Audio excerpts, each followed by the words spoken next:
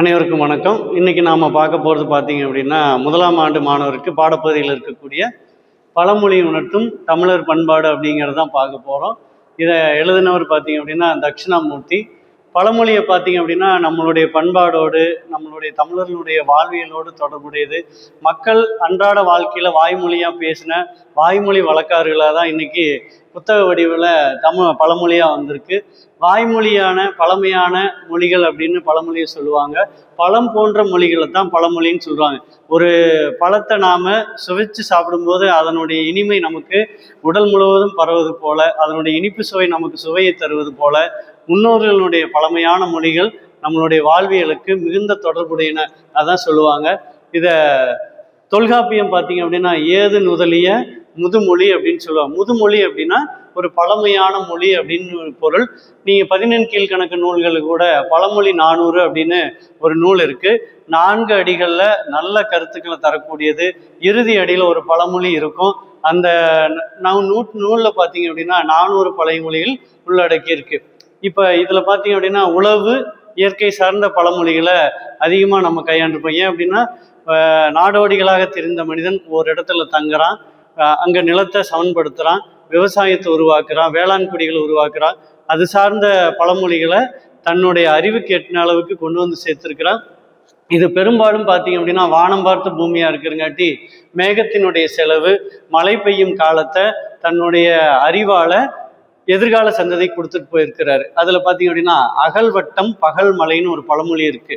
அகல்வட்டம் பகல் மலை அப்படின்னா சூரியன் பகல்ல இருக்கும்போது சூரியனை சுற்றி ஒரு ஒளிவட்டம் தெரியும். அந்த தெளிவான ஒளிவட்டம் நம்மளுடைய கண்களுக்கு நன்றாக தெரியும் போது மழை வரும் அப்படிங்கிறத சொல்லியிருக்கிறாங்க. எப்போ அந்த ஒளிவட்டம் நம்ம கண்களுக்கு நல்லா தெரியுதோ அன்றிலிருந்து ஒரு 2 நாட்களுக்குள்ளார மழை வரும் அப்படிங்கிறத உணர்த்துவதற்காக தான் அகல்வட்டம் பகல் மலை அப்படின்னு சொல்றாங்க. இரண்டாவதா பார்த்தீங்க அப்படின்னா அத்தி மலை பிடித்தால் அடைமலை. அத்தி அப்படிங்கிறது வேற ஒன்றும் இல்லை, அத்தி மரம் தான். அத்தி மரம் பார்த்தீங்க அப்படின்னா காய்க்கக்கூடிய காலத்துல தண்டிலிருந்து நுனி வரைக்கும் அதிக காய்களை பிடிக்கக்கூடியது. அப்ப எப்ப அத்தி மரம் காய்த்து அதிக பழங்கள் எல்லாம் உருவாகுதோ அப்போ பார்த்தீங்க அப்படின்னா அப்போ மழை வரக்கூடிய காலம் அடைமழை காலமா இருக்கும். தொடர்ந்து மழை வந்துட்டே இருக்கு அப்படிங்கிறத சொல்லக்கூடிய பகுதியா இருக்கு. அதே தான் நம்ம அதிகமா கேட்டுக்கலாம். ஐப்பசியில அடைமழை, நீங்க ஆடி காற்றுல அம்மியும் நகருன்னு சொல்லுவாங்க. ஆடி காற்றுல பார்த்தீங்க அப்படின்னா காற்று அதிகமா இருக்கும். காற்றினுடைய வேகத்திற்கு ஏற்ப அடுத்தடுத்து வரக்கூடிய மாதங்கள்ல அடைமழை வரும். அப்படி ஏற்பட்ட ஒரு பழமொழி தான் ஐப்பசியில் அடைமழை. கார்த்திகைக்கு பின் மழை இல்லை, கர்ணனுக்கு பின் கொடை இல்லை அப்படின்னு ஒரு பழமொழி பார்த்தீங்க அப்படின்னா பன்னெடுங்காலமாக கிராமப்புறங்கள்ல அதிகமா இருக்கும். ஏன் அப்படின்னா ஐப்பசி அடைமழை வந்திருக்கும். கார்த்திகை மாதம் பார்த்தீங்க அப்படின்னா மார்கழி மாதத்திற்கு அப்புறம் வரக்கூடியது. மார்கழியில பனி அதிகமா இருக்கும். பனிப்பொழிவினுடைய தாக்கத்துல அடுத்தது பார்த்தீங்கன்னா கார்த்திகை மாதம். கார்த்திகையில பெருசா மழை இருக்காது. அப்ப கார்த்திகைக்கு பின்னாடி மழை இல்லை. அதே போல கர்ணனுக்கு பின்னாடி கொடை கொடுப்பதற்கு யாரும் இல்லை அப்படிங்கிறார். இதுல என்ன அப்படின்னு பார்த்தீங்கன்னா கார்த்திகைக்கு முன்னாடி இருக்கக்கூடிய ஐப்பசி இந்த மாதங்கள்ல மழை அதிகமா இருக்கும், அடைமழையா இருக்கும். அந்த அடைமழையை சேமிச்சு வைக்கணும், மழைநீர் சேகரிப்புக்காக இந்த பழமொழியை பயன்படுத்தி இருக்காங்க. அதே போல பார்த்தீங்க அப்படின்னா பருவத்தை பயிர் செய் அப்படின்னு சொல்லுவாங்க.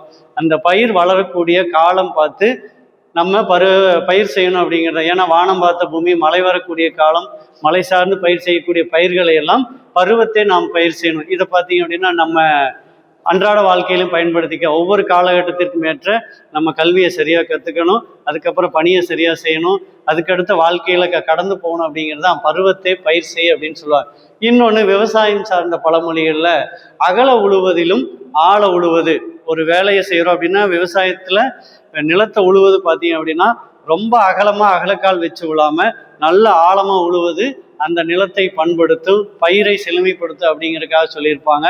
அடுத்தது ஆடிப்பட்டம் தேடி விதை. ஆடி மாதம் பார்த்தீங்க அப்படின்னா விதைகளை விதைப்பதற்கும் அந்த விவசாயம் செய்வதற்கு ஏற்ற மாதம் அப்படிங்கிறதுக்காக ஆடிப்பட்டம் தேடி விதை அப்படின்னு சொல்லியிருப்பாங்க. அதே போல விளையும் பயிர் முளையிலேயே கண்டு, விளையும் பயிர் முளையிலேயே தெரியும் அப்படின்னு சொல்லிப்பாங்க. அப்ப விதைக்கக்கூடிய ஒரு விதை எப்படி முளைக்கும், அதனுடைய முளைப்புத்தன்மை எப்படி அப்படிங்கிறது, அதனுடைய வளர்ச்சி எப்படி இருக்கும் அப்படிங்கிறத நாம அது முளைக்கும் போதே தெரிந்து கொள்ளலாம் அப்படிங்கிறதுக்காக இந்த பழமொழியை பயன்படுத்தி இருக்காங்க. இது போலவே அடுத்தது காற்றுள்ள போதே தூற்றிக்கொள். இந்த பயிர்களை எல்லாம் விளைவிச்சு பார்த்தீங்க அப்படின்னா காற்று காலம் இருக்கும்போதே நம்ம தூற்றிக்கலாம். அதாவது காற்று அப்படிங்கிறது நம்ம உடம்புல இருக்கக்கூடிய மூச்சு காற்று. இந்த மூச்சு காற்று போச்சு அப்படின்னா நம்மளுக்கு உயிர் இருக்காது.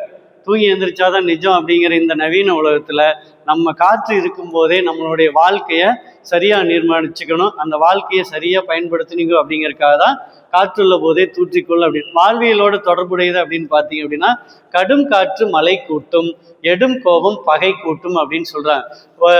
கடும் காற்று வீசக்கூடியது பார்த்தீங்கன்னா காற்றினுடைய ஓட்டத்திற்கேற்ப மழையினுடைய தன்மையை அதிகரித்து அடைமழையா பெய்யும், நிறைய பெய்யும். அதே போல எடும் கோபம் பகை கூட்டும். நாம் கோபப்பட்டோம் அப்படின்னா நம்ம கோபம் மற்றவர்களோடு பகையை உருவாக்கும். அப்போ பார்த்தீங்க அப்படின்னா கோபத்தை கட்டுப்படுத்தணும் அப்படிங்கிற ஒரு வாழ்வியல் நிறைய இந்த பழமொழிகள் சொல்லுது. இது மட்டும் இல்லாமல் இது சார்ந்து வாழ்வியலோடு தொடர்புடைய நிறைய பழமொழிகள் நம்மளுடைய வாழ்வியல் இருக்கு. அது பார்த்தீங்க அப்படின்னா கந்தையானாலும் கசக்கி கட்டு. நாம் உடுத்தக்கூடிய ஆடை ஒன்றா இருந்தாலும் அந்த ஆடையை முறையாக நாள்தோறும் சலவை செய்து உடுத்தி கட்டணும் அப்படின்னு சொல்றாங்க. கூழானாலும் குளித்து குடி. எந்த ஒரு விஷயத்த சிறு உணவாக இருந்தாலும் குளித்து விட்டு தன்னை உடலை சரி செய்து விட்டு குளித்து விட்டு தான் அதை குடிக்கணும் அப்படின்னு சொல்றாங்க. தன் கையே தனக்குதவி. தன்னுடைய கை தான் தன்னுடைய வாழ்க்கை உயர்த்தக்கூடியது. அதை சொல்லக்கூடியதான் தன் கையே தனக்குதவி. குற்றம் பார்க்கின் சுற்றம் இல்லை. நம்ம இப்போ இருக்கக்கூடிய வாழ்க்கையில பார்த்தீங்கன்னா யாராவது எப்பப்பெல்லாம் குற்றம் செய்வாங்கன்னா அவங்களுடைய குற்றத்தையே பார்த்துட்டு இருக்கிறோம். அப்படி ஒருவருடைய குற்றத்தை பார்த்தோம் அப்படின்னா நம்ம சுற்றி யாரும் அதிகமாக இருக்க மாட்டாங்க. அதனால சிறு சிறு குற்றங்களை நாம களைய பணிக்கணும் அப்படின்னு சொல்றாங்க. அடுத்தது இது சார்ந்தே வரக்கூடியது பணம் பந்தியிலே குணம் குப்பையிலே. பந்திக்கு வரும்போது பணம் தான் முன்னேற்று அப்படின்னா குணத்தை கொண்டு போய் குப்பையில வைக்கிற மாதிரி ஆயிரும். அப்ப நல்ல குணம் எங்கே போகும் அப்படின்னு சொல்றாங்க. ஊருடன் பகைக்கின் வேருடன் கெடும். நம்ம சுத்தி இருக்கக்கூடிய ஊரோடு சேர்ந்து ஒத்த வாழணும். ஊரோட நம்ம பகை வச்சுட்டோம் அப்படின்னா நமக்கு வேண்டிய பலன்கள் எதுவுமே கிடைக்காது. நமக்கு பகை தான் அதிகமா இருக்கும் அப்படிங்கிறத உணர்த்தக்கூடிய வாழ்வியல் பழமொழிகளாக இது பயன்படுத்திட்டு இருக்கிறாங்க. அடுத்த வகுப்புல மற்ற பழமொழிகளை பார்ப்போம். நன்றி.